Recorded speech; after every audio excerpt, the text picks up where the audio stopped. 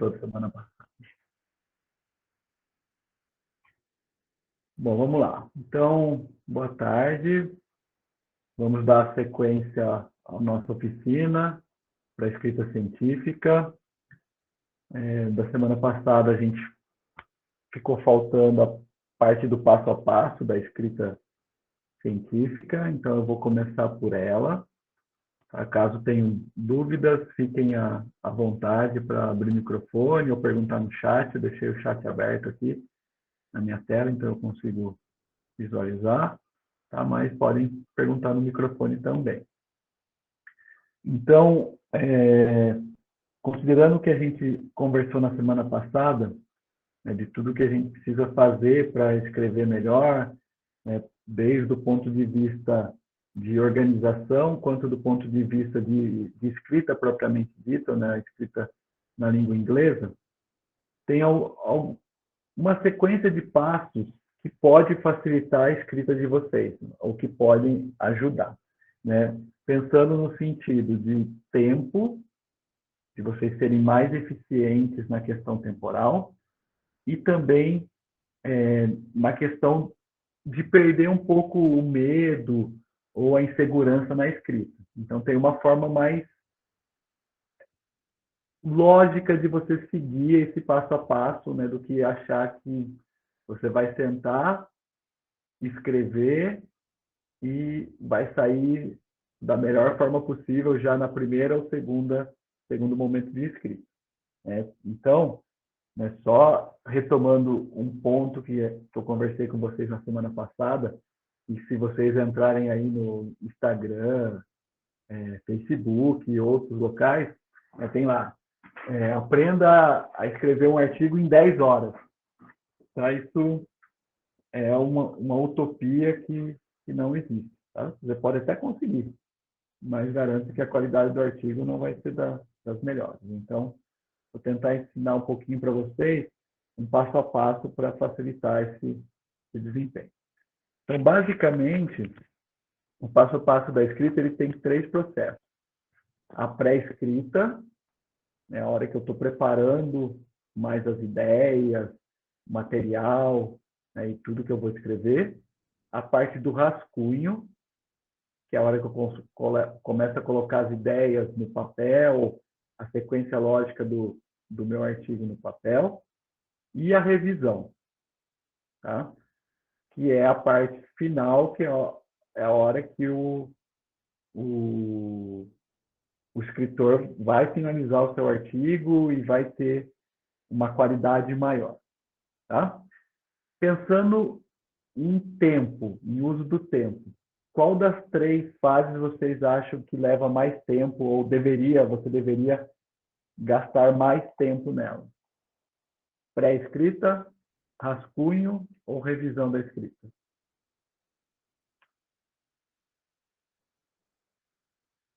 Pode responder no chat, pode responder no microfone, mas respondam, por favor.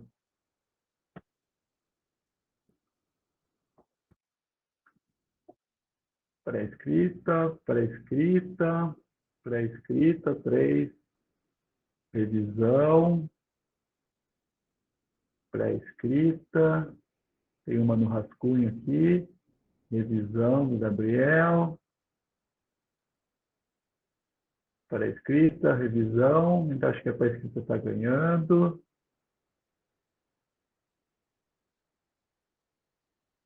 Tá. Então, tivemos um rascunho, muitos pré-escrita e muitas revisão. Tá? O maior tempo que a gente deveria gastar na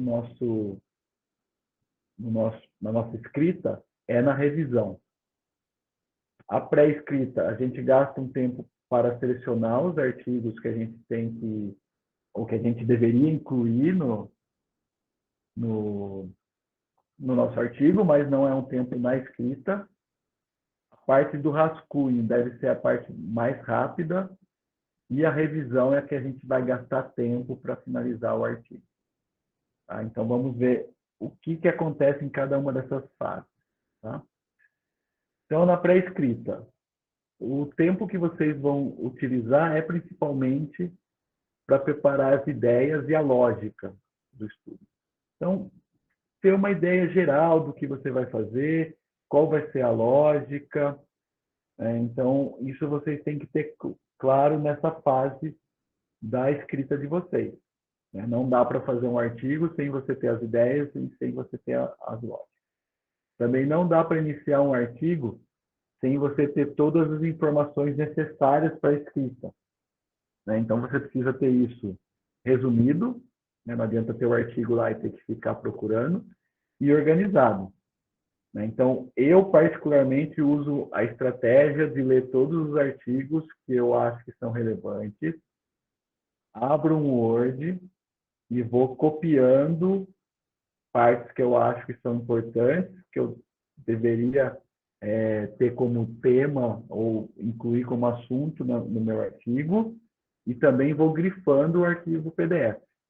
Eu vou fazendo as duas coisas, selecionando as informações e grifando.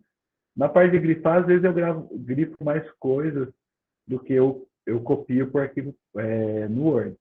Mas eu vou deixando o Word já organizado, né? Não vou só jogando, vou separando por temas, né, de relevância. Né? Então, por exemplo, eu vou estudar a parte de epidemiologia da doença de Parkinson. Então, eu vou ver a parte de prevalência. Então, eu vou selecionando informações de prevalência dos artigos e vou colocando lá. Porque a hora que eu for escrever, eu consigo entrar no arquivo e já ter, no mesmo assunto, várias informações que eu devo usar na minha escrita. Então, isso que eu estou falando da organização, ele já vem antes de vocês começarem a escrever. E eles vão te ajudar na ideia e na lógica do seu artigo. Nessa fase pré-escrita, o que eu costumo pedir para os meus alunos, eu costumo fazer, é montar um esqueleto.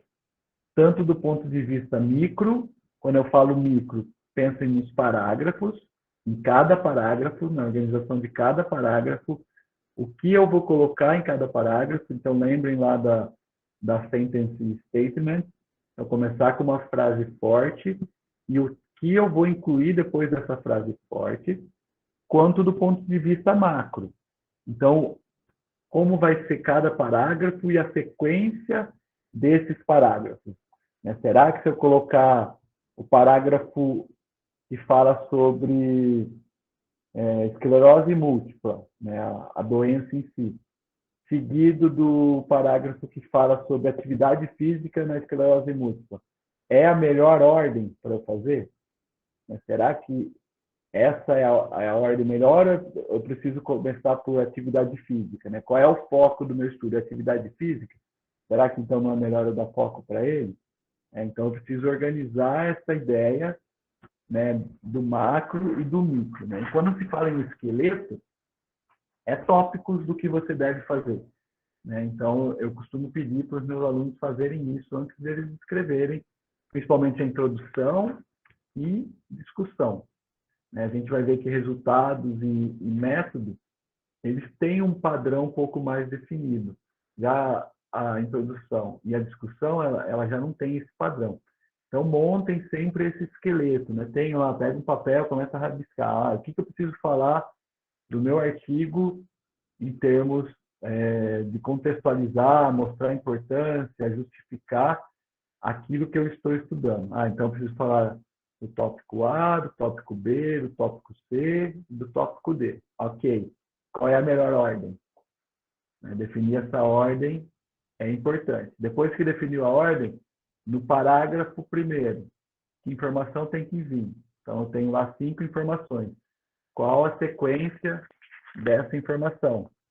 Então é importante que vocês delimitem tudo isso na fase pré-escrita, tá? Para vocês começarem já muito bem e começarem a pensar no artigo de vocês. Depois que vocês fizeram tudo isso e prepararam todo esse material, né, vocês vão começar a fazer o rascunho do seu artigo. E nessa fase, é a fase que vocês não devem pensar na perfeição. Não devem pensar na língua ou inglesa ou portuguesa que você está escrevendo. Ali é para você colocar as ideias em frases, né? Então, vou falar de relevância do Parkinson. Então, a doença de Parkinson é a segunda doença mais prevalente. Ponto, coloquei a ideia. Talvez possa ser que eu tenha que mudar essa frase. Pode ser. Então, não tentem ser perfeccionistas. Vocês vão colocar ideias ali nas frases para depois você montar os parágrafos de acordo com aquele esqueleto que você fez, né, e ter o texto propriamente dito. Então, isso é importante, né, porque muitos de vocês querem já no primeiro momento escrever o melhor texto de todos que vocês podem escrever. E, na verdade, o primeiro rascunho, ele não vai ser o melhor texto, né? Com certeza ele vai mudar bastante, né, até você chegar na versão final. Tá? Então, ali a gente vai colocando ideias nas frases e começando a organizar essas frases dentro dos parágrafos ou dentro da sua introdução ou da discussão de uma forma lógica, né? Então, de uma sequência e você conte uma boa história para quem está lendo. Então, não adianta também eu jogar frases lá numa sequência que, para quem está lendo o artigo, não vai ter uma lógica, né? Lembre que a gente escreve para o leitor, né, ou para o especialista, e não para a gente, né? Para nós, muitas vezes a ordem que está lá, ela não faz muita diferença porque a gente sabe sobre o assunto. Agora, para o leitor faz grande diferença. E nesse ponto, né, nessa segunda fase da escrita, não precisa gastar tempo. Vocês têm que ser rápido e eficiente, sem se preocupar com a qualidade ainda. Vocês estão colocando ideias ali do seu artigo para poder escrever.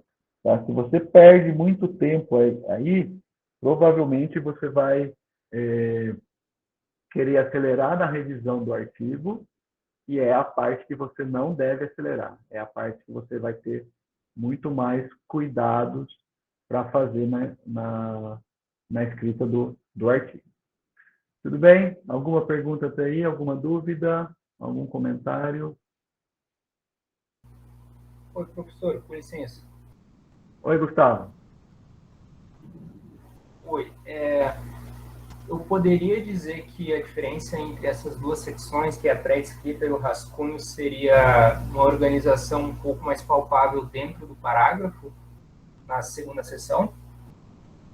Sim, na segunda sessão você pode falar isso porque você está colocando as ideias, né? Então não está só em tópicos, como você fez na parte pré-escrita. Na parte de rascunho você já tem frases, pode ser que sejam frases que já seja a frase final que você vai usar, né? Mas não é essa preocupação principal. Mas você pode usar que é algo mais, pensar que é algo mais organizado, que você consegue ter uma ideia a mais do que você precisa ou não incluir no seu parágrafo e no seu artigo. É porque eu não sei se eu poderia dizer que é na primeira, mas acho que na segunda. Não sei se eu estou me antecipando aqui também, mas eu acho que um dos meus principais desafios é sempre, nesse momento, não fugir do foco principal, que no caso seria a pré-escrita, né? Esse momento da pré-escrita, porque depois que eu tenho uma sequência lógica e você começa a tentar organizar os parágrafos, para conseguir organizar os parágrafos, já entra um pouco mais na parte de necessidade de conseguir ler e ter que ler com buscar informações paralelas para dar um pouco mais de conteúdo dentro daquele parágrafo, né? E aí nesse momento que de fato acho que aumenta a chance de começar a me perder e, né, começar a me desviar da minha ideia principal. E aí eu acho que talvez nesse segundo tópico, então, que esteja a limitação disso, né? Tomar mais cuidado com a ideia central, né? Eu acho que talvez é no terceiro tópico, Gustavo, é aqui na revisão da escrita. Por quê? Tá. É melhor que você coloque, tenha mais informações excedentes no seu artigo, e você vá para a revisão e corte, do que você esqueça de colocar informações que são necessárias para explicar o seu artigo. Então, ali na parte do rascunho, você vai colocar todas as ideias que você tem sobre o seu texto e organizá-lo numa forma lógica. E aí, quando você vier aqui para a revisão, é que você vai começar a cortar. Então, assim, para mim, né, e o que eu tenho visto na escrita, é mais fácil você cortar do que você ter que acrescentar uma informação. Até quando você recebe uma revisão do artigo. Né? É algo muito mais trabalhoso quando o revisor fala para você, ó, tal assunto você não abordou, ou você não abordou bem no seu texto.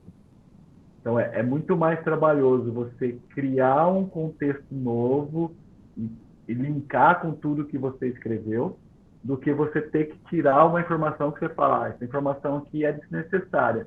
Eu coloquei aqui no pré-rascunho, mas o contexto que eu fiz, né, a lógica que eu fiz, essa informação é desnecessária. Então, é muito mais fácil você ir para o caminho de cortar do que você esquecer e ter que reestruturar.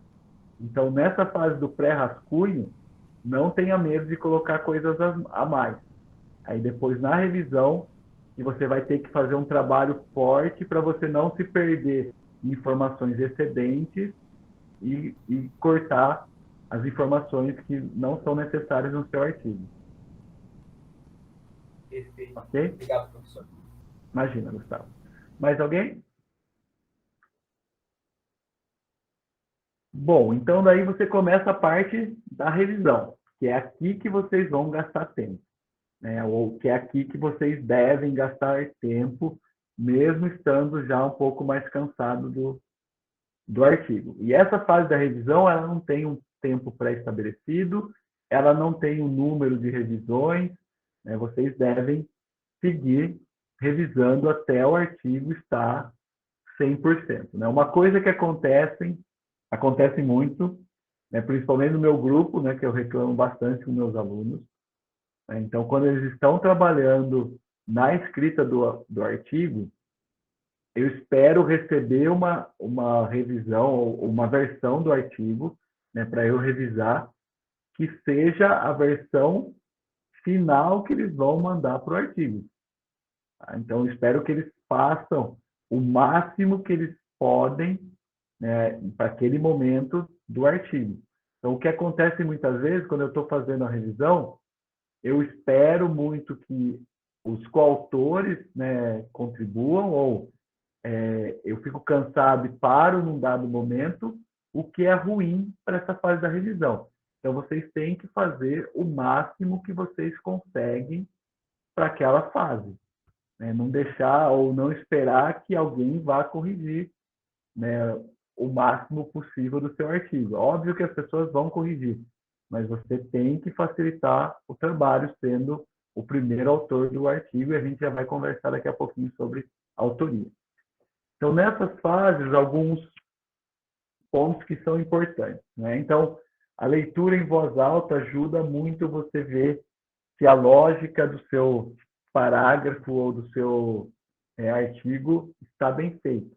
Né? Então, você lendo em voz alta, você consegue assimilar melhor do que apenas ler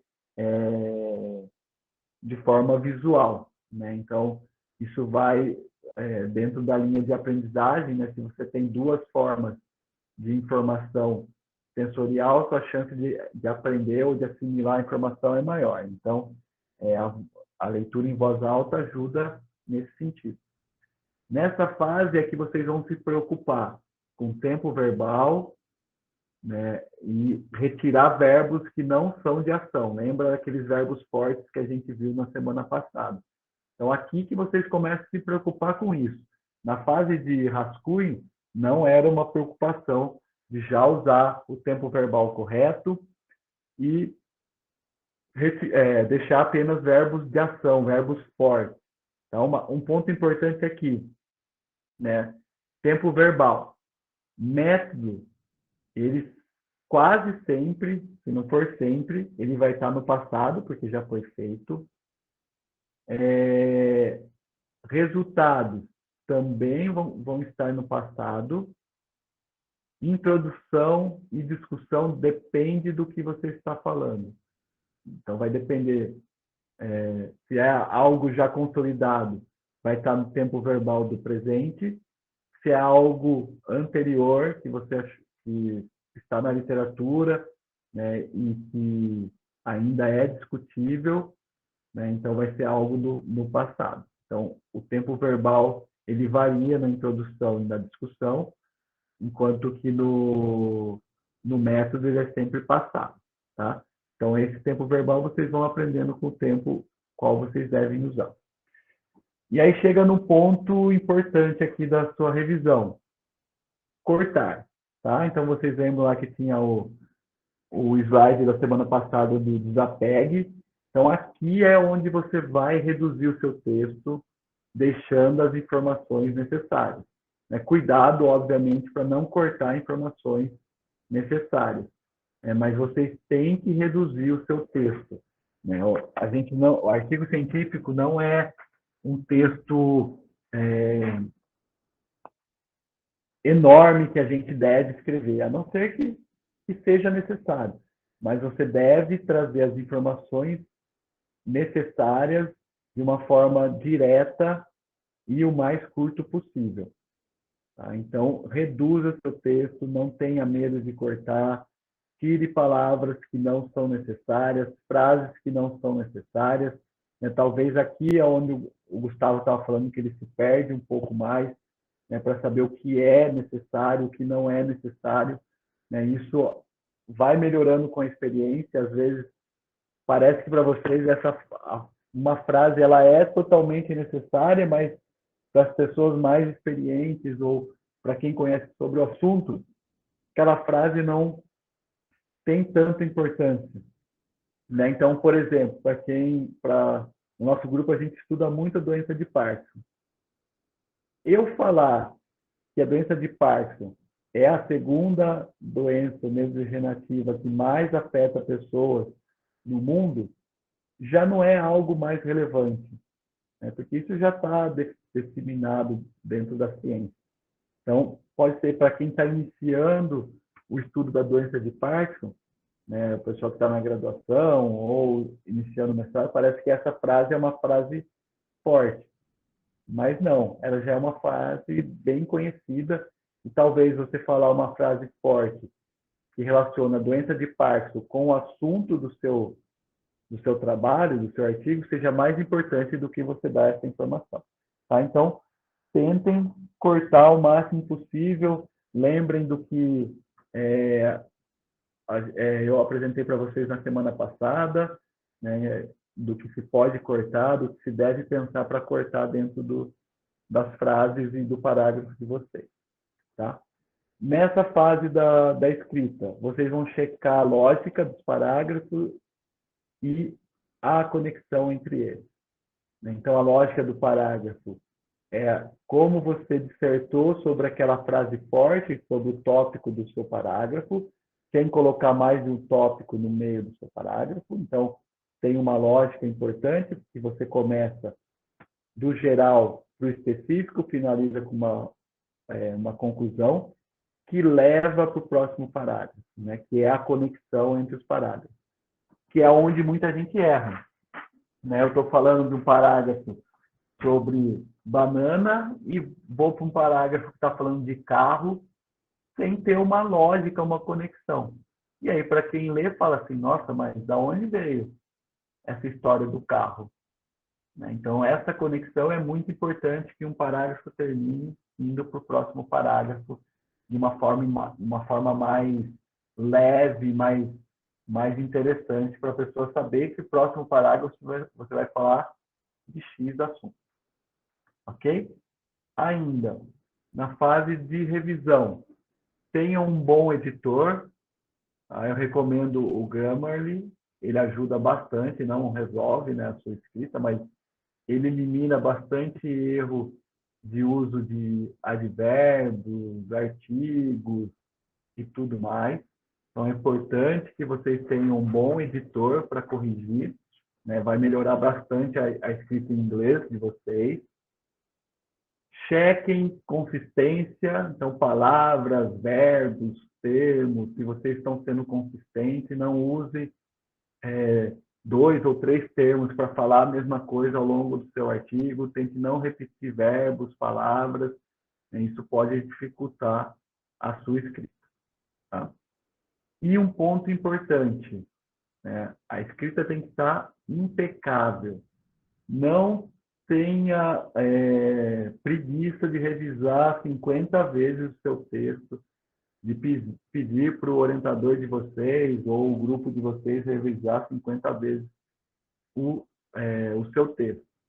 Né? Tentem evitar que a escrita seja mais um ponto do revisor pegar no pé de vocês. Então, essa parte da revisão é importante para isso, para evitar que o revisor coloque lá, mas a escrita precisa ser revisada. Tem esse, aquele outro erro na escrita. Vai ter erro, tá? Mas minimizem o máximo possível. Por isso que o tempo que vocês devem gastar na sua escrita é na revisão, né? Que envolve muito da lógica e da sua frase, do seu parágrafo ser muito bem escrito, né, para trazer a mensagem que vocês querem do seu artigo. Tudo bem? Dúvidas com relação a esse ponto que era da semana passada? Alguém tem perguntas? Eu tenho para você como sua orientanda. Fala, Pensando no planejamento da escrita de um novo artigo, para enviar para você, você prefere que a gente faça todo esse processo, chegue até essa revisão e envie para você depois que a gente faz essa primeira revisão, independente de qual seja o tópico? Então, introdução, resultado, sempre seguir esse mesmo raciocínio? Sempre seguir esse mesmo raciocínio, mas eu gosto de trabalhar por partes na escrita do artigo com vocês, né, ou com quem eu estou trabalhando. Então, eu gosto de ver os resultados, ou talvez os métodos e os resultados, aí corrigir, dar as ideias, aí vamos para a introdução, eu posso ir para a parte da introdução, vamos discutir as ideias, né, seguindo essa lógica, né, mas quando você me manda, eu espero que seja a versão final. Sim, não num rascunho ainda, né? Já não na versão mais elaborada já. Tá. Independente de que fase a gente está. Então, eu gosto de ir por partes no artigo, mas que venha a versão final. Então, vai me mandar os resultados. Essa é a versão que eu pretendo mandar para a revista. Tá? Pode ser que seja a última versão mesmo, que eu não tenha muito o que contribuir. Poucas coisas. Pode ser que não. Isso vai depender da sua fase de escrita, do seu momento de escrita, né, da sua fase de formação, se vai vir mais ou menos correções. Tá? Mas sempre a fase sendo o final. Né? É péssimo para quem vai corrigir, né, isso vale para os outros grupos, você pegar uma versão que você vê que não é a versão final.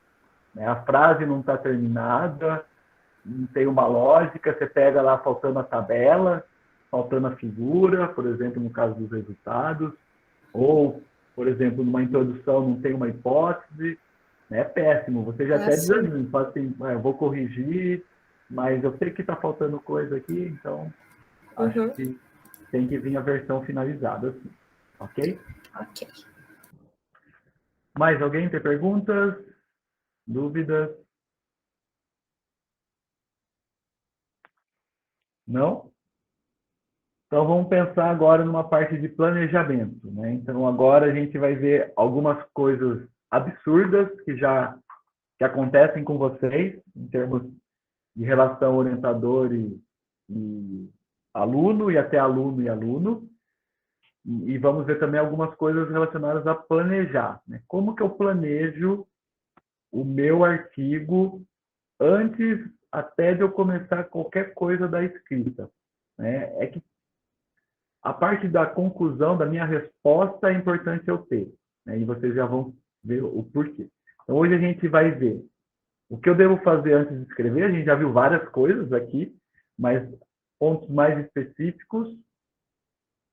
Como que eu escolho uma revista? né? O que é relevante para eu escolher uma revista para onde eu vou submeter e quem são efetivamente os autores. Tá? Então, a gente vai ver esses 3 pontos que parecem básicos, mas que muitos de vocês já passaram nervoso, né? E foram, de certa forma, enganados no meio do caminho aí, né? Então, vamos tentar resolver alguns problemas que a gente tem nesse contexto aí, né? Que envolve principalmente a questão de orientador, né? Que não leva de uma forma muito correta a questão de autoria, de escolha de revistas e tudo mais. Então, vamos conversar um pouquinho sobre isso. Eu vou começar pela parte mais light, né, que é o que fazer antes de escrever. Então, primeira coisa que se faz, defina um calendário. Então, atividades de curto, médio e longo prazo, mas com datas realistas. Não vai com aquela história lá de 10 horas eu vou escrever um artigo que vocês vão se sentir frustrados. Sejam realistas. Eu sei que, principalmente o pessoal da graduação que já está escrevendo artigos, mas mais o pessoal do mestrado, às vezes vocês acham que vocês vão conseguir fazer num certo tempo e esse tempo vai ser maior. Então, vocês têm que ser realistas, né? Se vocês acham que vão demorar, nesses primeiros calendários que vocês vão fazer, vão demorar 2 horas, coloque 4. É muito mais gostoso você fazer algo num tempo menor do que está previsto do que num tempo maior. É muito frustrante. Eu estipulei 1 hora e estou demorando 4 horas. Você vai falar, nossa, é muito chato, né? Estou gastando mais tempo do que eu devia. Então, primeira coisa, defina um calendário, né? E com datas. Aqui tem um exemplo, essa figura mostra um exemplo de todos os passos que eu posso dar durante a minha montagem do calendário, mas aqui não tem data. Então, eu tenho que ter data. Então, se eu quero publicar o artigo em 2 meses, né, o que eu vou fazer em cada semana? Então, a longo prazo são 2 meses o meu planejamento. Cada semana pode ser meu planejamento a médio prazo e cada dia pode ser meu planejamento a curto prazo. Não quer dizer que você vai escrever todo dia, mas vamos dizer que você tem lá segunda, quarta e sexta para trabalhar no artigo. Então, o que eu vou fazer nesses 3 dias? E aí tem vários pontos, né? Então, que eu vou organizar a ideia, vou escrever os resultados, vou escrever o método, vou escrever a introdução, a discussão, a conclusão, vou buscar na literatura, vou escolher a revista, né? Vou pensar em revisores, vou contactar o editor para colher informações, né? Se eu não fiz ainda análise estatística, vou fazer análise estatística. Então, tudo isso são aspectos que vocês devem incluir no calendário de vocês. Né? Com o tempo, isso vai se tornando mais rotineiro, você já tem mais uma ideia de como seguir nesse calendário. Mas, para quem está iniciando, é importante que tenha essa sequência de como vai fazer para escrever o seu artigo ou que passo a passo vocês vão fazer para escrever esse artigo. Então, tenha um calendário bem definido com datas realistas. Tá? Não sonhe muito alto, muito mais alto do que vocês podem para não ter frustrações no meio do caminho e tornar algo que já pode ser desgastante para vocês ainda mais desgastante. A gente já falou da rotina, né? Definam uma rotina, mas que tenha um lado saudável também. Né? Eu ficar lá 12 horas por dia no computador escrevendo, né? A não ser que seja algo de vida ou morte, eu preciso terminar de todo jeito, não é saudável. Né? Provavelmente a parte de revisão do seu artigo, que é onde você tem que gastar mais tempo, você vai estar muito cansado e você não vai conseguir render. Então, tenha o seu tempo de descanso, tenha o seu tempo que você vai fazer uma atividade que você gosta e não vai pensar em nada, né? Então, tenha o tempo para fazer outras coisas, né? A vida não é só escrita, mas tenha a sua rotina para poder atingir os seus objetivos dentro do calendário que você determinou. Seja organizado, né? Não igual a essa tela que está aqui, mas algo que vocês tenham uma boa organização, né? Do seu trabalho, do local que você vai trabalhar, né? Do seu material, né? E tudo mais. Uma coisa que acontece muito, provavelmente aconteceu com todos vocês, confusão de versões, né? Então, já aconteceu comigo de aluno me mandar o artigo, essa aqui é a última versão? É a última versão. Ah, beleza. Corrijo e ele me fala, ah, não, mas essa não era a última versão. Né? Então, aí eu gastei lá 3, 4 horas corrigindo o artigo e não era a última versão. Né? Isso é péssimo para quem está corrigindo e para quem está fazendo. Né? Porque ambos gastaram um tempo valioso para fazer algo que não era a última versão. Então, sejam muito organizados. Né? Tenham a sua organização, cada um tem a sua organização, obviamente, né? Mas tem alguns pontos que são importantes dessa organização quando se trabalha em equipe, que é a ideia da escrita do artigo. Então, você conseguir ter essa organização bem feita vai facilitar no trabalho de vocês e na eficiência temporal de vocês também. Tenha toda a informação pré-escrita de forma antecipada, já esteja tudo à mão, para você não ter que ficar gastando tempo de ir lá buscar o texto ou buscar um artigo, né? E que você possa já ter as referências para isso, né? Uma coisa que acontece muito, que envolve a parte de organização também. Eu começo a escrever, começo a citar lá, sem colocar o autor, e aí depois eu volto para o texto, e quem diz que eu lembro quem que era o autor daquela frase, ou que eu consigo achar o autor daquela frase. E aí eu gasto um tempão buscando a referência para aquela frase. Tá? Então, se organizem com relação a isso, atualizem o texto, já deixem a revisão, a citação ali marcada, para vocês não perderem tempo. Lembrem de atualizar a revisão de literatura de vocês, principalmente quando a gente faz o projeto antes, o que acontece na maioria das vezes. A ciência é muito rápida, se eu não atualizar essa revisão, provavelmente vai estar faltando alguma informação. Tá? Quando vocês estão atualizando, muitas vezes vocês acham um artigo lá na base de dados que vocês não conseguem acessar, né? Para isso que serve o autor correspondente. Mande e-mail para o autor pedindo o artigo.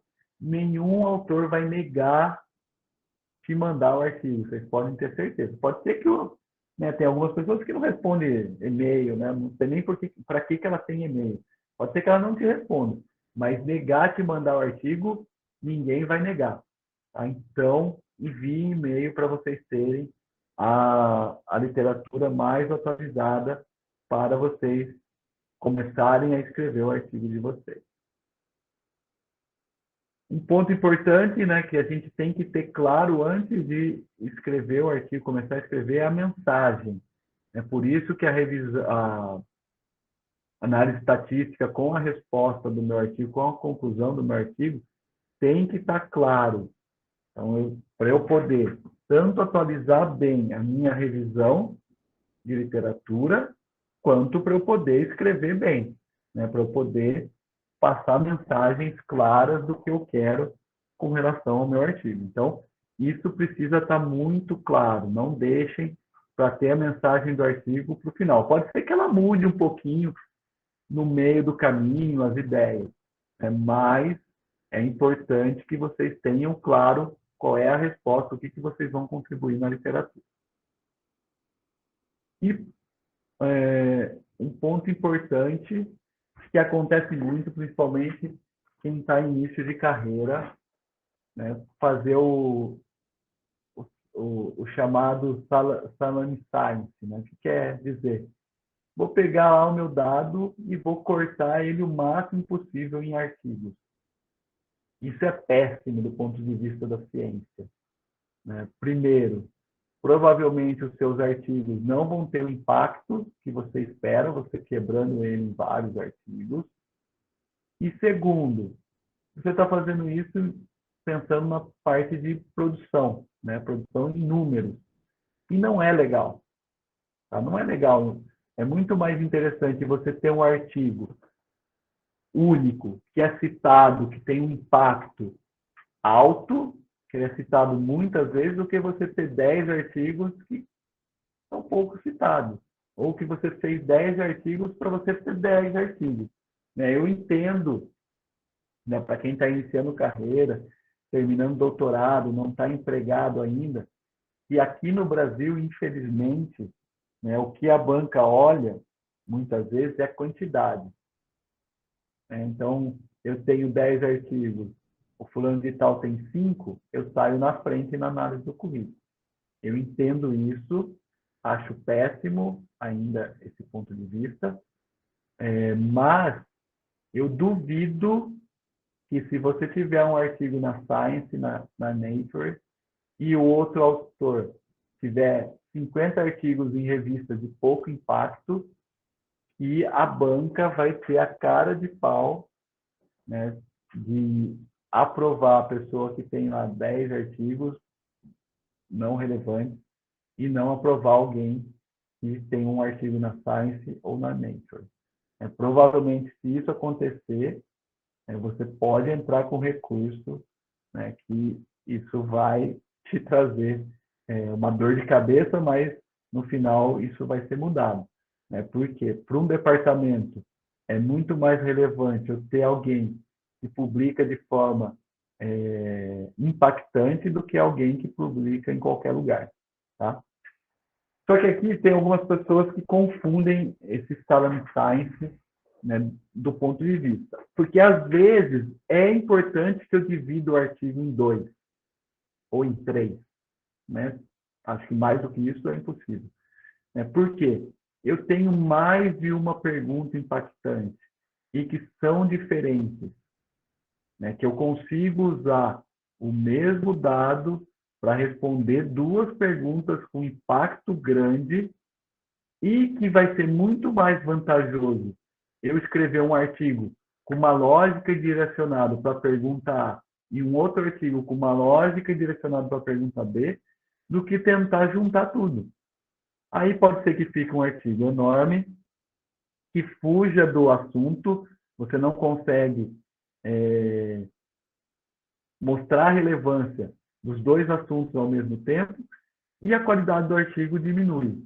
Então, apesar do Salami Science ser algo ruim, eu também querer fazer um artigo enorme, ter várias informações no mesmo artigo, também é ruim. Então, cuidado, tá? Ficar muito preso, vou fazer um artigo só, mas você tem muita informação, então cuidado também, isso é ruim. Tá? Então, eu não devo nem fazer um salame e nem escrever um livro dentro do meu artigo. Né? Então, eu tenho que achar um meio termo aí para conseguir trazer uma coisa impactante e relevante para a ciência. Tudo bem? Alguém tem alguma pergunta com relação a isso? Alguma dúvida até aí? Sim, Fabinho, Fala, Thiago. Thiago. A gente tem alguns exemplos, né, que a gente tem usado sobre colocar uma breve frase no início dos resultados ou dos métodos sobre esse assunto, né, que aqueles dados são uma reanálise, que os dados estão em outro artigo.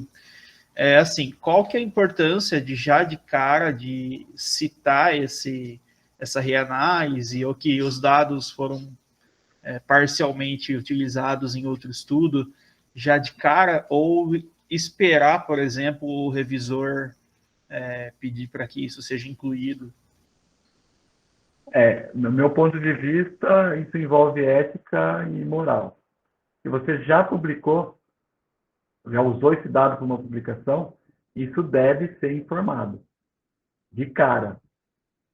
E não esperar que alguém te fale, ó, você já usou esse dado, você não vai informar?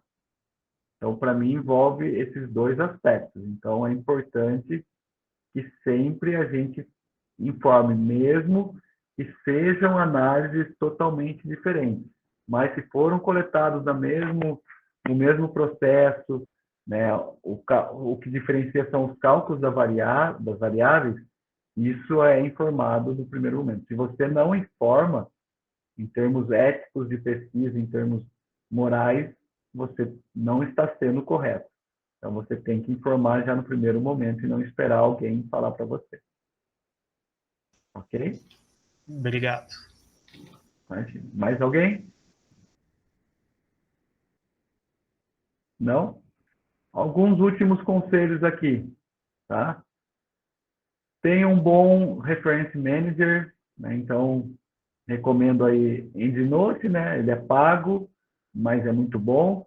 Mendeley é de graça, né? E você consegue usar muito bem. Existem outros, tá? Mas tenha um bom Reference Manager que você já vai escrevendo e já vai fazendo a citação e ele já vai gerar as referências para você no formato que você quer.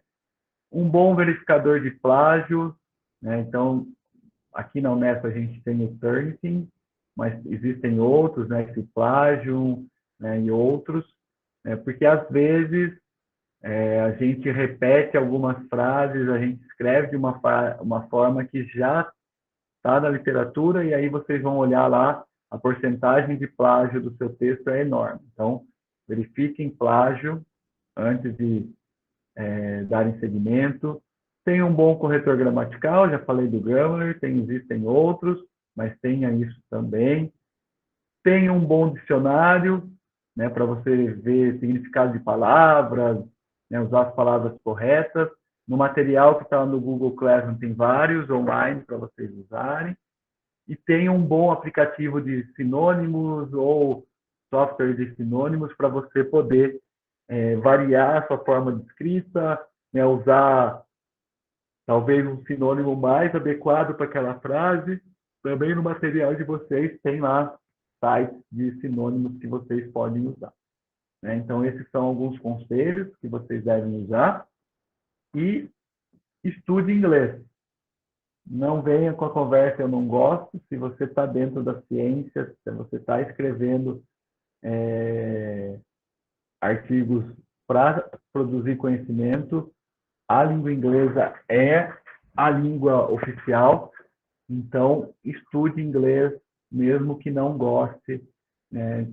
Pelo menos saiba usá-lo de uma forma correta, né? E vá além da maneira formal de escolas e professores. Então, escute música, séries, estude a parte gramatical de escrita de forma individualizada. Então, vá além para você aprender bem a escrita em inglês. Tudo bem? Alguém tem algum outro ponto, alguma outra pergunta? Antes de eu passar para a parte da revista. Ah, tem um outro tópico aqui que eu esqueci de falar para vocês. Alguém tem perguntas até aí?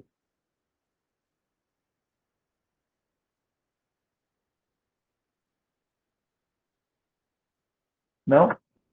E um ponto importante, tá? Mantenha a mente aberta durante a escrita de artigos. Tanto para a parte de crítica, que vão acontecer várias no meio do caminho, quanto para rejeição. Todo mundo tem artigos rejeitados. E a gente, né, todo pesquisador tem mais artigos rejeitados do que aceitos, né? Então, esse gráfico aqui é só para vocês terem uma ideia, né, num estudo que foi feito, né, de 2004 a 2013, né? Então, o número de artigos padronizados, né, que é o Standard Submissions, que são artigos que têm análise estatística e tudo mais. Então, vejam que tem um número alto, isso foi aumentando ao longo dos anos, e deve estar muito maior hoje em dia. E vejam a quantidade de artigos rejeitados, tá?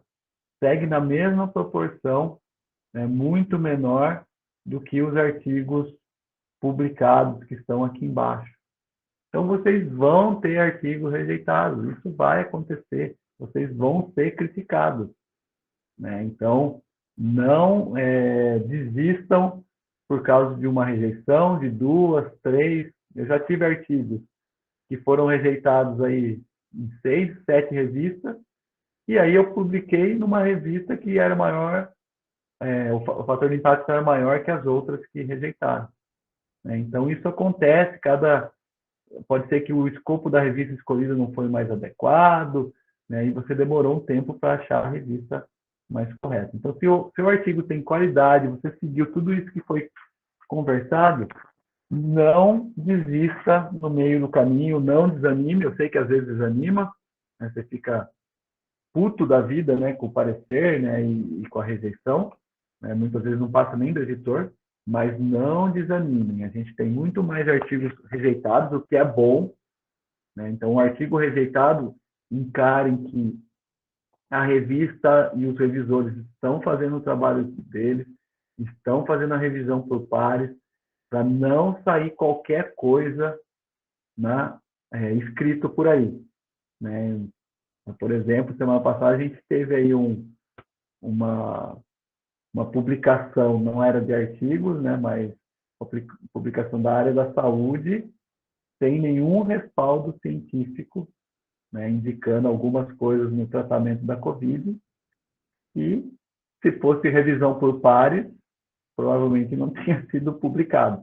Então, encarem do ponto de vista que o trabalho está sendo bem feito quando o artigo é negado, né? Eu sei que dá raiva que às vezes você olha lá um artigo na revista que é muito parecido, né, e que é até pior em termos metodológicos do que o seu, e ele foi publicado e o seu não, tá? Isso acontece porque nem todo mundo faz o seu trabalho da forma correta e da forma ética, mas façam a sua parte. Então, é importante vocês fazerem a parte de vocês. Se cada um fizer a parte dele, as coisas vão melhor. Tudo bem? Então, não desanimem. Rejeição vocês vão ter, vão ser muito criticados, né? Às vezes vão ficar com uma raiva enorme, mas faz parte do trabalho de publicação. Bom, vamos conversar um pouquinho da revista, né? Então, estou lá na fase de selecionar a revista, e isso deve ser feito antes de eu começar a escrever o artigo, né? Porque eu tenho que direcionar a minha escrita para a revista que eu vou mandar. Não adianta eu querer escrever para Science de qualquer jeito, sendo que não é a forma que eles esperam que o seu artigo seja escrito. Então, tem várias formas de eu escolher um artigo, né? O que eu gosto mais eu quero publicar aqui, né? Porque é meu sonho, tenho vontade. Então, essa é uma forma de eu escolher um artigo. Posso escolher pelo fator de impacto, o que é uma forma bem legal também. Eu quero publicar no maior fator de impacto de uma revista que esteja dentro do tema que eu estou escrevendo.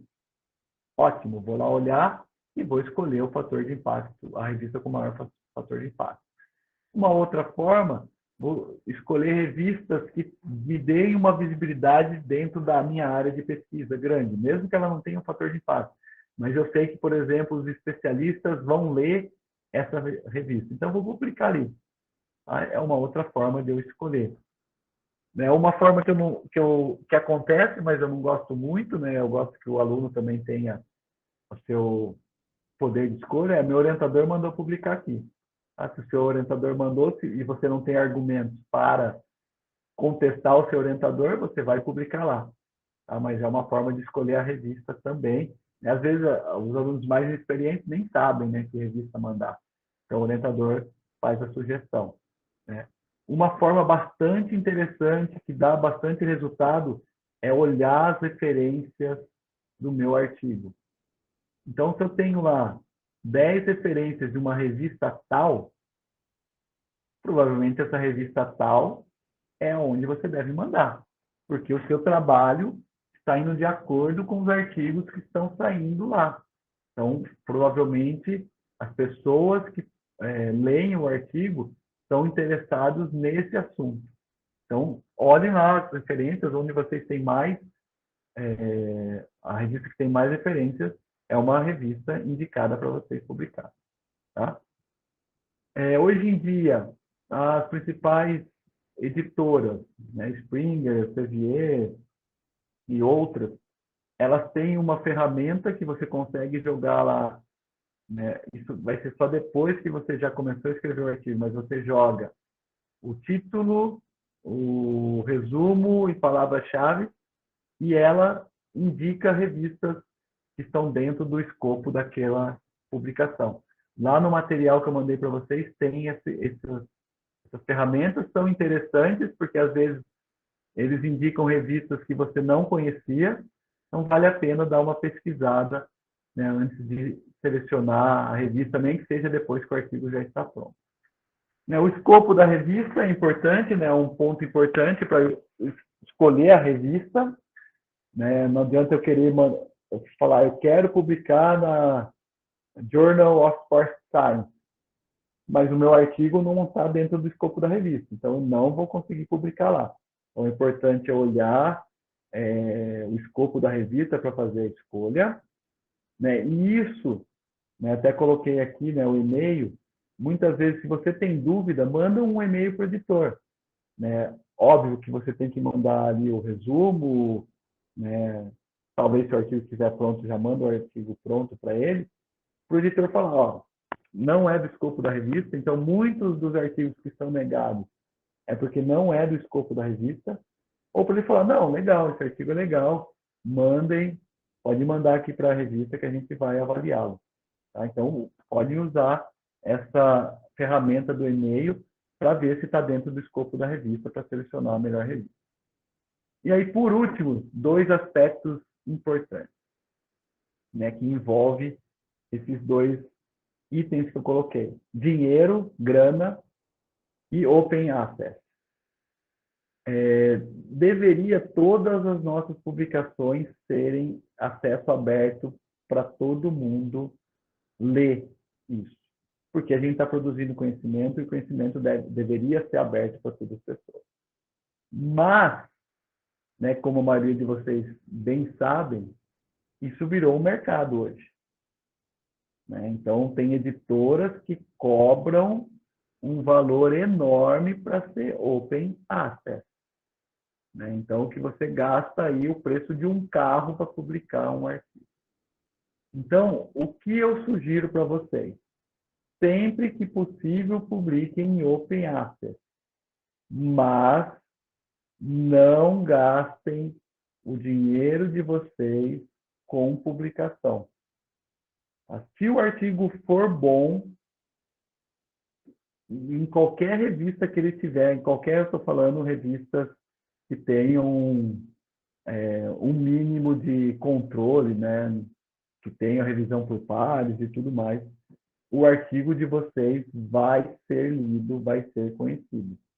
Tá? Então, eu sei que em alguns momentos a gente quer publicar numa revista com fator alto de impacto, que é open access, e que o valor da publicação é alto, né? Então, em alguns momentos isso acontece, mas o gasto que a gente tem, né, e que o governo tem com revistas open access poderiam ser revertidos para coisas mais importantes, né, dentro da nossa sociedade. Né? Então, eu tenho evitado muito publicar em revistas que cobram, muito mesmo. Tá? A não ser que o aluno quer muito publicar nessa revista, né, ou tem algum edital aberto para financiamento, aí a gente tem optado por esse tipo de revista. Se não, são revistas que não cobram a publicação. Tudo bem? Alguma dúvida aí da escolha de qual revista eu devo escolher para o meu artigo? Alguém quer comentar algo? Não entendeu algum ponto?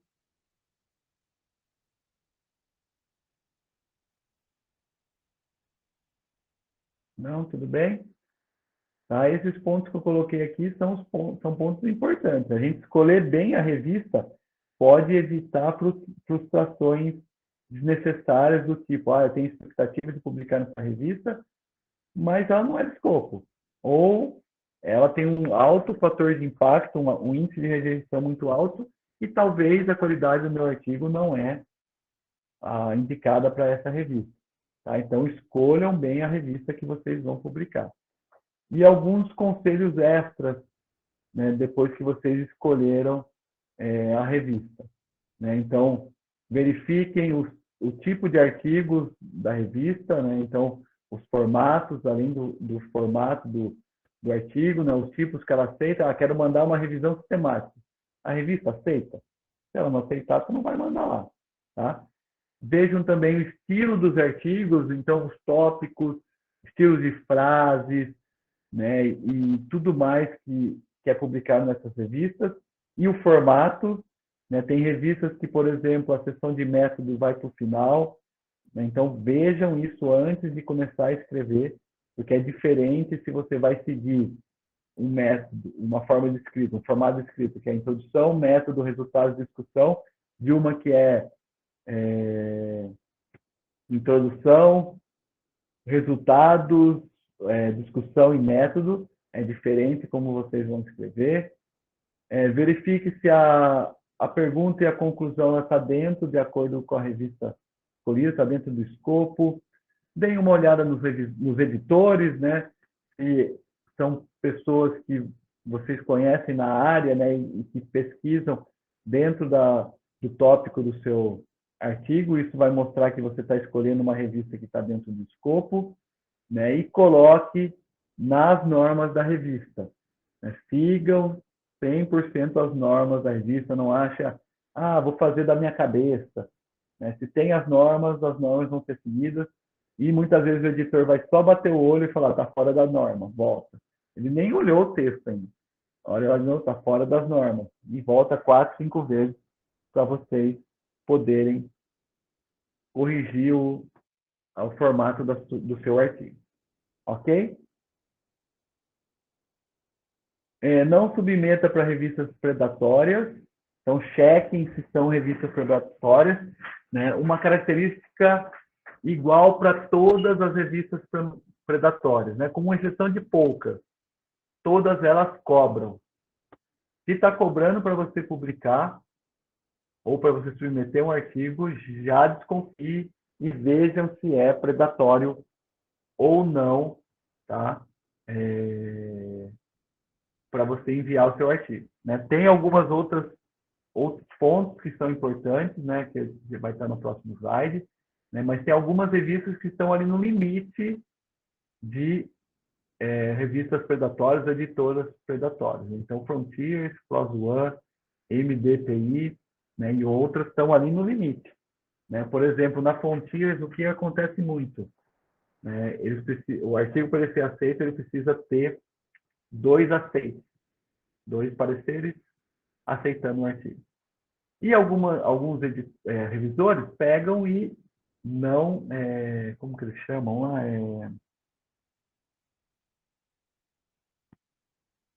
Esqueci o termo agora. Daqui a pouco eu lembro. Não recomendam o artigo. Só que eles saem da revisão. E aí que o editor faz, convida outro.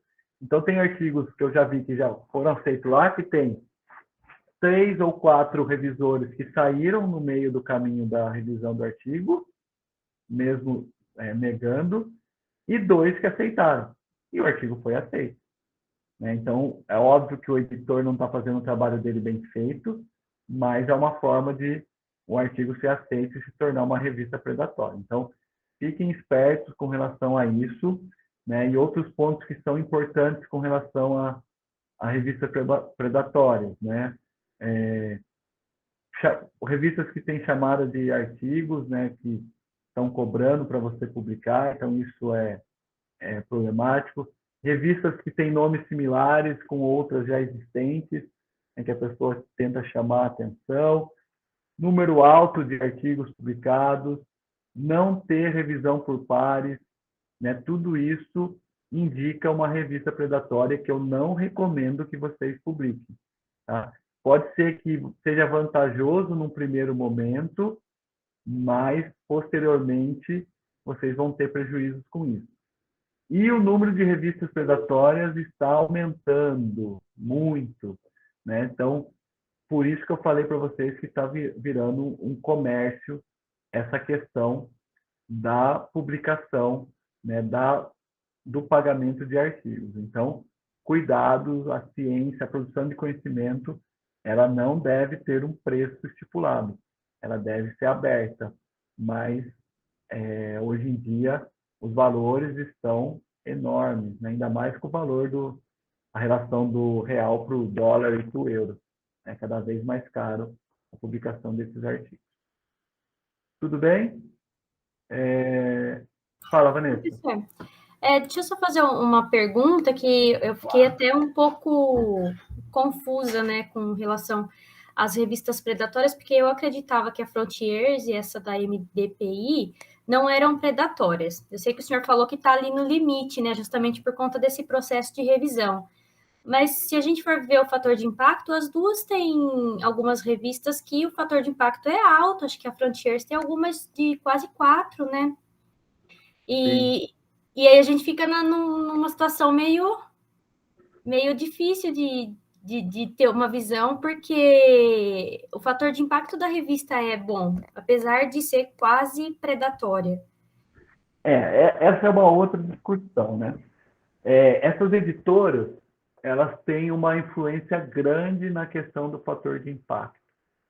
Então, elas têm um montante financeiro rodando e a chance dela conseguir um fator de impacto, por ela conseguir ter mais artigos sendo publicados, ela estimular mais, faz com que a chance do impacto dessas editoras seja maior.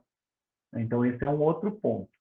Então, o que acho que é importante para não gerar confusão da questão do predatório é você olhar para o processo de revisão, né? E isso, por exemplo, da Frontier, você consegue olhar lá quantos pareceres teve, como foi todo o processo, né? Então, tem algumas revistas da Frontier que fazem um processo muito bom e tem algumas revistas que fazem um processo muito ruim.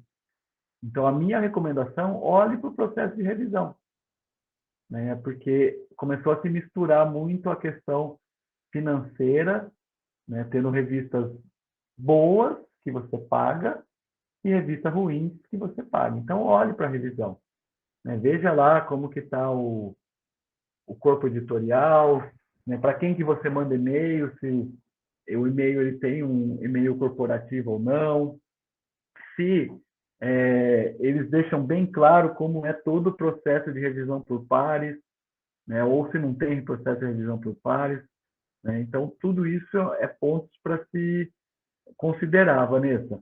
E, por exemplo, né, pensando na área da educação física, né, o Qualis novo, né, que também é uma forma de você usar para escolher artigos, ele, por exemplo, coloca algumas revistas lá no Qualis alto que não tem revisão por pares. Por exemplo, EF Deportes, não sei se alguém já viu essa revista, uma revista da Argentina.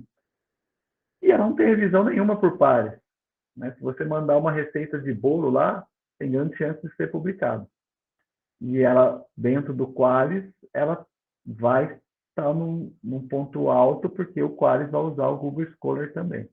Então, cuidado, né? Vejam vários pontos, né? Tem vários artigos, eu coloquei alguns artigos no Google Classroom para vocês, né, olharem lá, indicam o que vocês devem considerar para ser uma revista predatória, né? E quem ganha o dinheiro? São as editoras.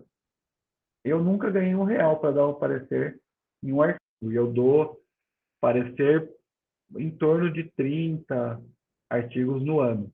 Tá? Não ganho R$1, independente se a revista é paga ou não. Então, eu tenho adotado a política de não dar parecer para a revista paga em casos muito extremos. Tá? Então, tem vários critérios que você pode usar para não gerar essa confusão. Tudo bem? Tudo bem, obrigada, professor.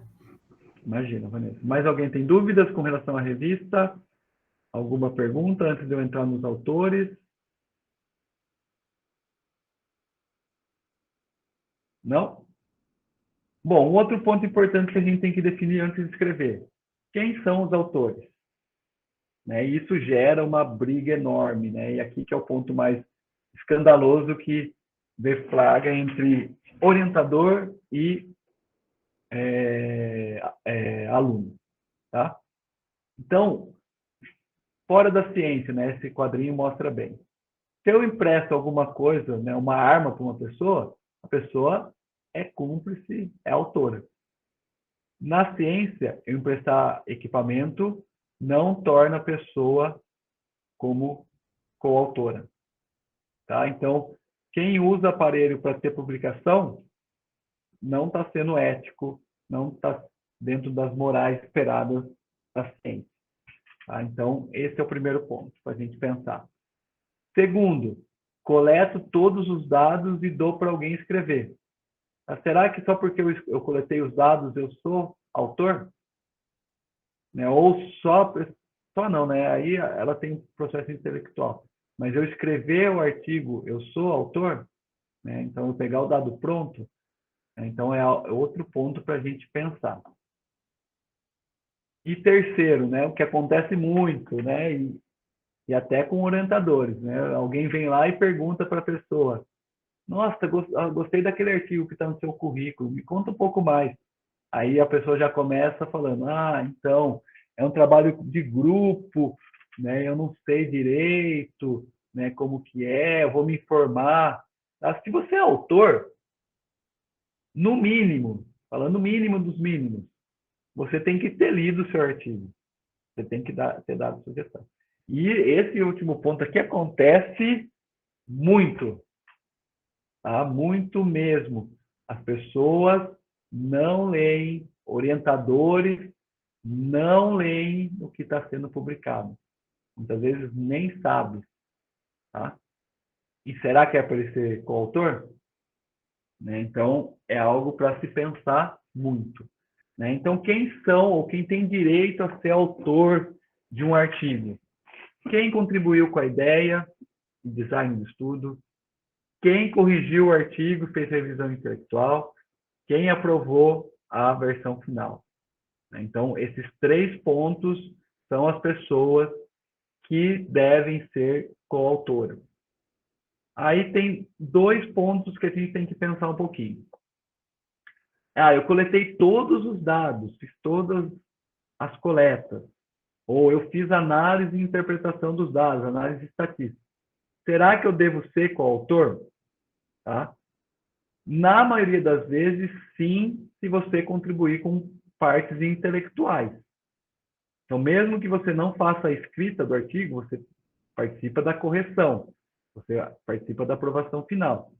Ok. Agora, só coletei o dado, não fiz mais nada. Tenho que ser coautor? No meu ponto de vista, não. Pedir para alguém fazer análise estatística, alguém que manja muito. Ela tem que ser coautora? Não.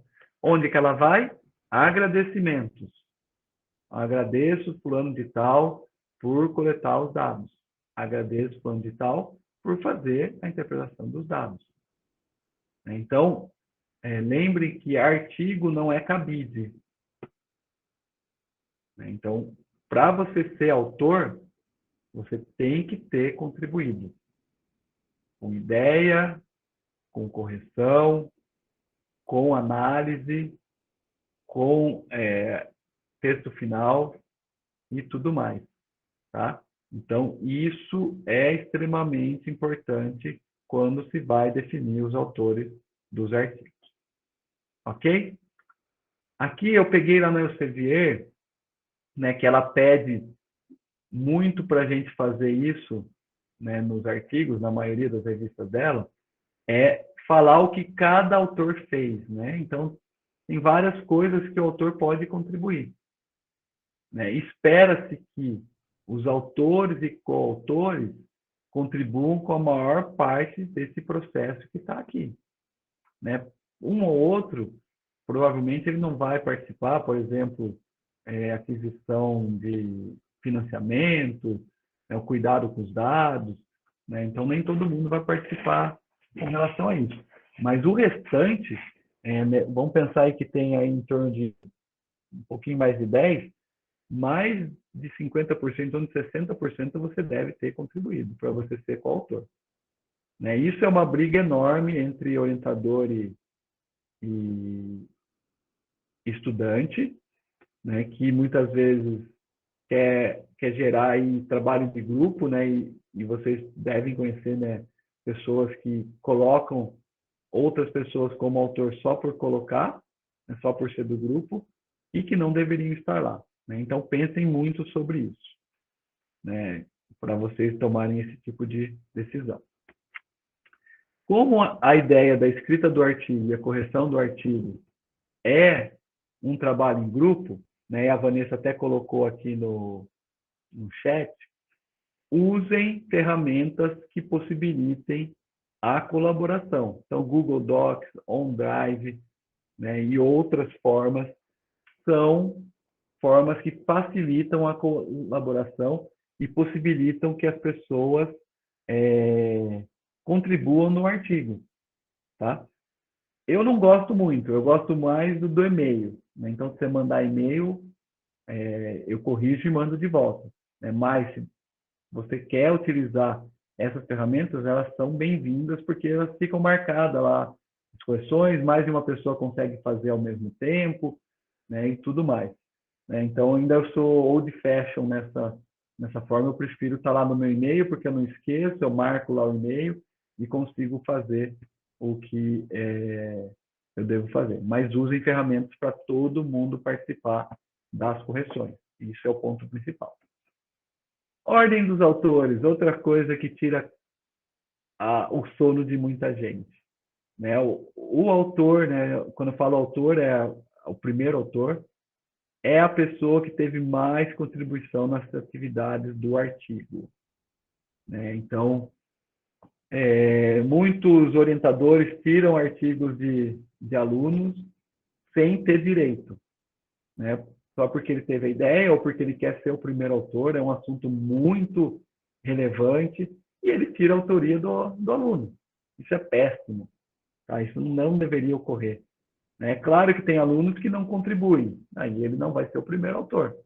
Né? Mas eu duvido que a maioria dos casos seja nesse sentido. Né? O aluno, muitas vezes, tem dificuldade, o orientador não auxilia, e aí o aluno pode até desistir ou não fazer 100%, e aí o orientador aproveita a situação, ou, em muitos casos, o orientador fala, não, eu vou ser o primeiro autor. Tá? E isso é muito ruim. Eu não espero, espero que vocês nunca passem por isso, né? Mas muitos vão passar. Tá? No meu grupo isso não acontece, né? Não deixo acontecer. Tá? Então, muito cuidado com isso. Tá? Eu já estou acabando, gente. Já vi que deu 2 horas aqui. Tenho mais 2 slides para falar, é rapidinho. Ordem de autoria. Tá? O primeiro autor é o que mais contribuiu, e essa ordem ela vai diminuindo de acordo com o que cada um fez mais. Tá? Então, o primeiro autor o que mais contribuiu, o segundo que mais contribuiu, e assim por diante.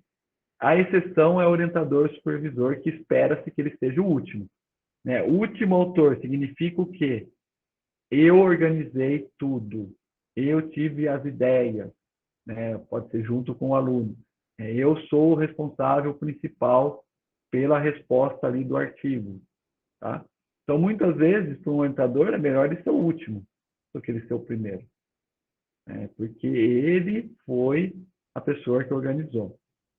Alguns pontos importantes aqui. No Brasil, né, pela avaliação da CAPES, quais as posições são mais importantes? Primeiro e segundo, penúltimo e último autores. A CAPES, hoje em dia, olha para isso. Se você está em primeiro, em segundo, em penúltimo ou último. Então, para o orientador, é importante penúltimo e último. Para os alunos, primeiro e segundo. Tá? O restante das posições, muitas vezes, a CAPES não olha. No mundo, tá? Isso é Brasil. Primeiro e últimos autores que são mais valorizados para olhar para os artigos, né? Que significa que foi a pessoa que fez a maior parte, escreveu, E o último é a pessoa que organizou todas as ideias e teve todo o gasto de tempo para pensar numa boa ideia para desenvolver o projeto. Tudo bem? Só vou falar aqui do autor correspondente, tá? Que também é uma briga, muitas vezes, entre aluno e professor. Né? O autor correspondente é a pessoa que vai fazer toda a comunicação da revista com a editora e submeter o artigo, e fazer toda a comunicação com o público após a publicação. Né? E quem deve ser? O aluno, que é o primeiro autor, ou o orientador, o professor, que é o último autor? Nesse ponto, a gente tem que tomar um certo cuidado em colocar o aluno como autor correspondente. Na minha opinião, né, alunos que estão até o mestrado ainda não deveriam ser alunos correspondentes.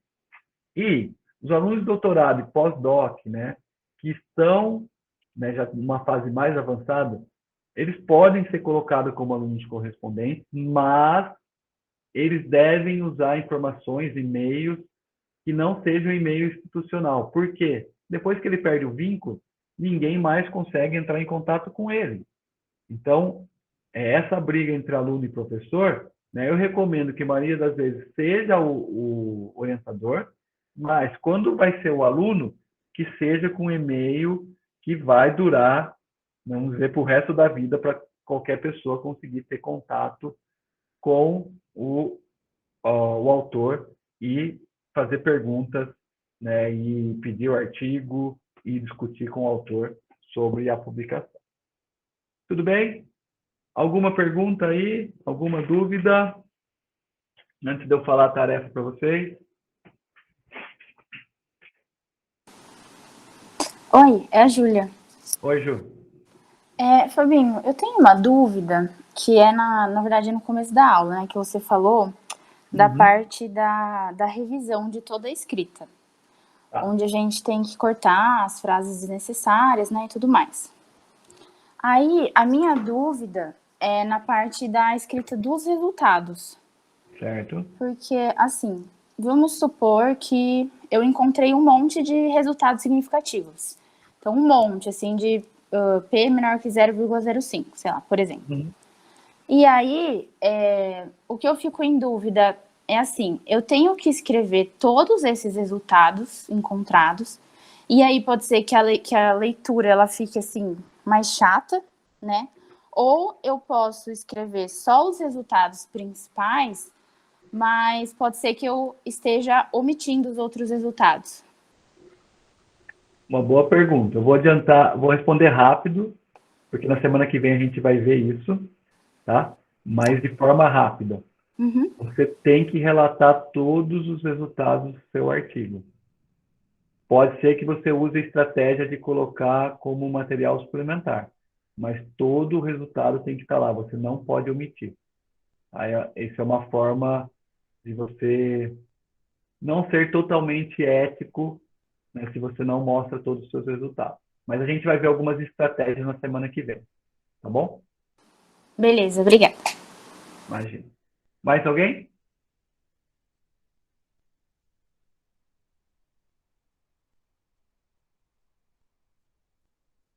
Não? Tem dúvidas?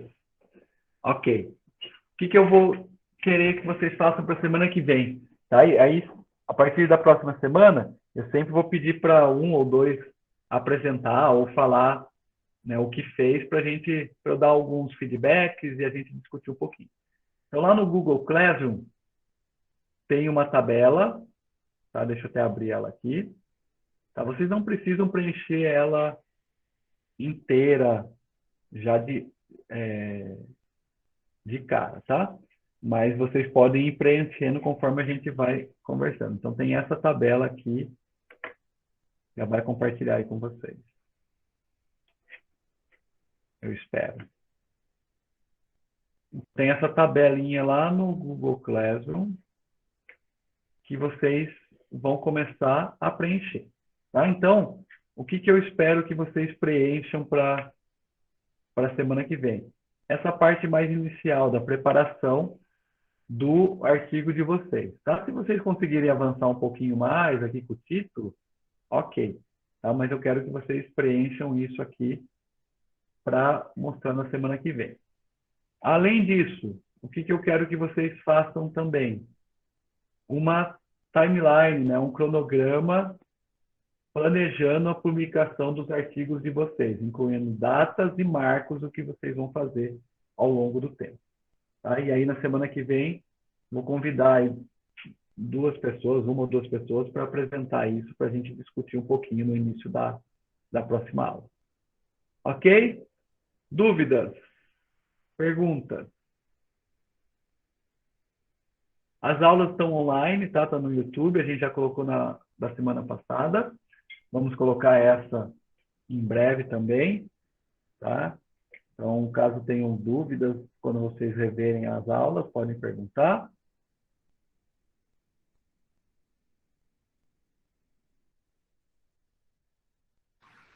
Podem usar o Google Classroom também para vocês fazerem as perguntas de vocês. Ok? Alguém quer comentar alguma coisa? Fazer alguma pergunta nova?